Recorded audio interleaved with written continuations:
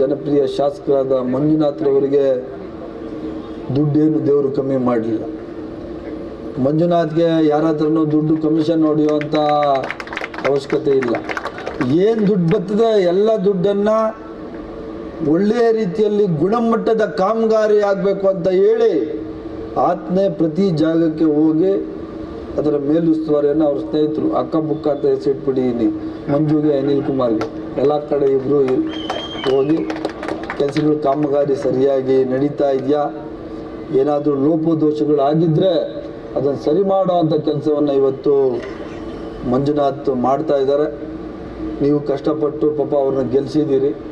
Manjunath ಜಾತಿದೇನಿಲ್ಲಿ vote ಇಲ್ಲ, ಏನೊಂದು 200-300 vote ಐತ ಮಂಜು, 600 ಓಟ್ ಅಷ್ಟೇ.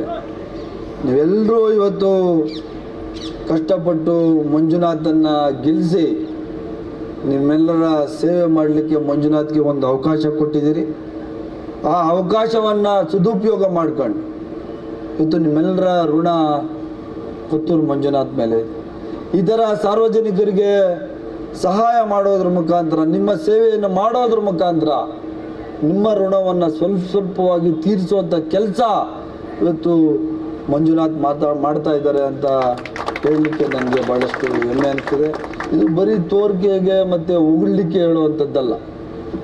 ಯಾವುದೇ ಕಾಮಗಾರಿ ಆಗಲಿ ಯಾವುದೇ ಆಗಲಿ ಸರ್ಕಾರಿ ಅಧಿಕಾರಿಗಳು ಏನು ಎಸ್ಟಿಮೇಟ್ ಮಾಡಿರ್ತಾರೆ ಆ ಪೂರ್ತಿ ಎಸ್ಟಿಮೇಟ್ ಹಣವನ್ನು ಸಾರ್ವಜನಿಕರಿಗೆ ಉಪಯೋಗಿಸುವಂತಹ ಒಂದು ಉತ್ತಮವಾದ MLA ಮಂಜುನಾಥ್.